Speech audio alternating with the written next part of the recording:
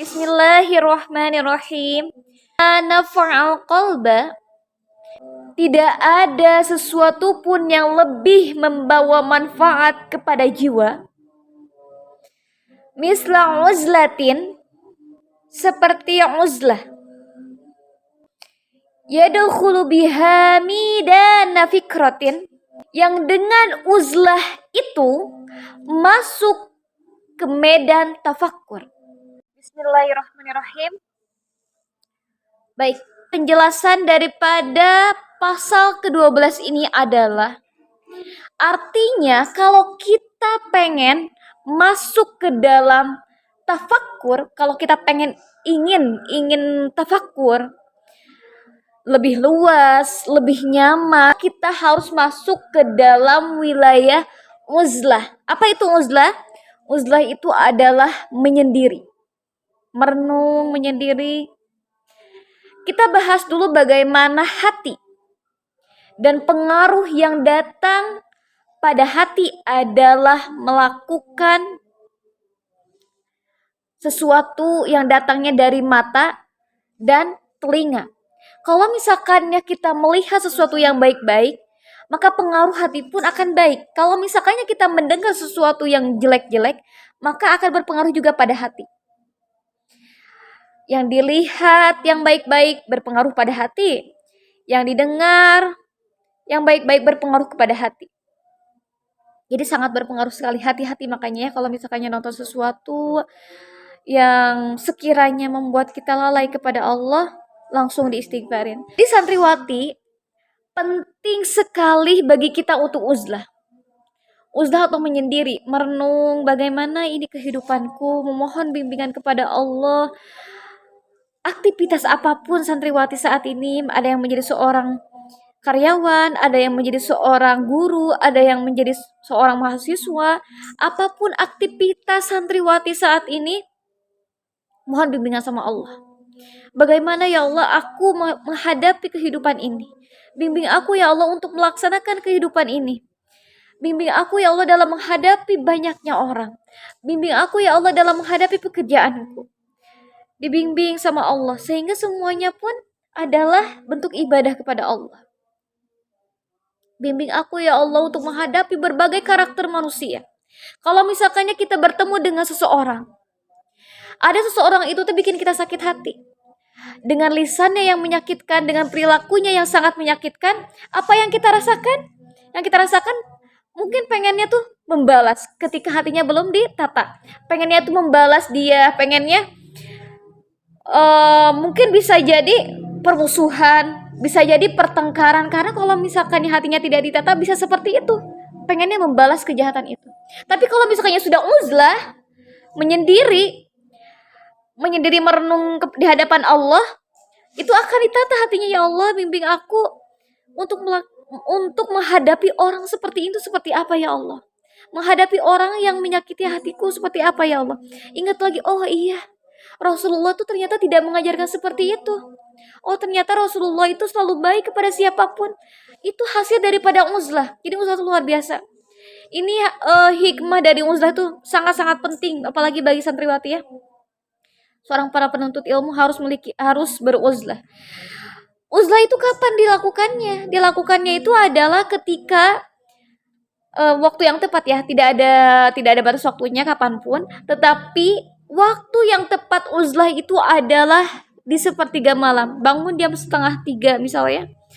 Bangun jam 2:30, sholat. Setelah sholat, berdoa kepada Allah merupakan salah satu saripati ibadah dalam berdoa kepada Allah.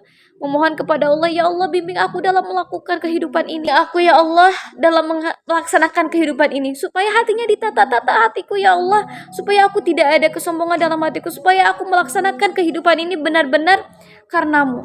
Minta pertolongan sama Allah, ditata dulu seperti bab kemarin ya sudah katakan. Kubur dulu eksistensimu. Kubur dulu eksistensimu sebelum kamu muncul. Kalau misalnya tiba-tiba muncul, nanti yang datangnya apa? Saling dengki, ada riaknya, ada ujubnya. Maksudnya tiba-tiba muncul tuh punya ilmu nih, misalkan punya ilmu, langsung di-share tanpa menata hati dulu. Bisa jadi seperti itu. Bisa jadi terjadinya ria, bisa jadinya ujub. Yang tadinya kita pengen syiar, tapi ternyata malah kemaksiatanlah yang dilakukan. Hasil daripada uzlah itu adalah yadkhulu biha midana fikrotin, yang dengan uzlahnya itu masuk ke dalam medan tafakkur, berpikir. Kita sholat aja kadang nggak sadar, kita sholat apa enggak. Kita dalam sholat aja masih ngelamun kemana-mana, merenung. Ibadah aja kita kadang nggak ingat sama Allah.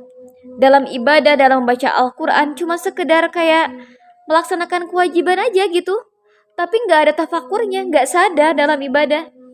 Maka syarat seorang salik atau seorang yang menuju kepada Allah itu dalam beribadahnya harus sadar, harus merenungi, harus bertafakur terhadap zikir-zikir yang telah diucapkan.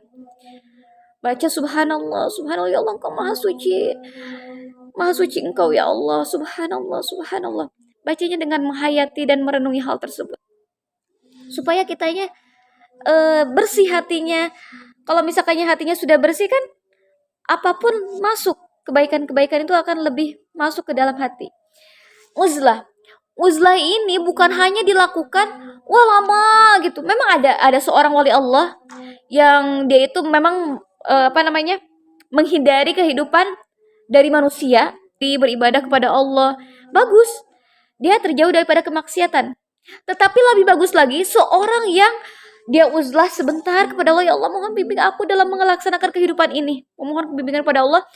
Tapi dia menjadi seorang wali yang soleh di lingkungan banyaknya manusia, tapi dianya tetap baik, tapi dianya tetap melakukan ketakwaan kepada Allah.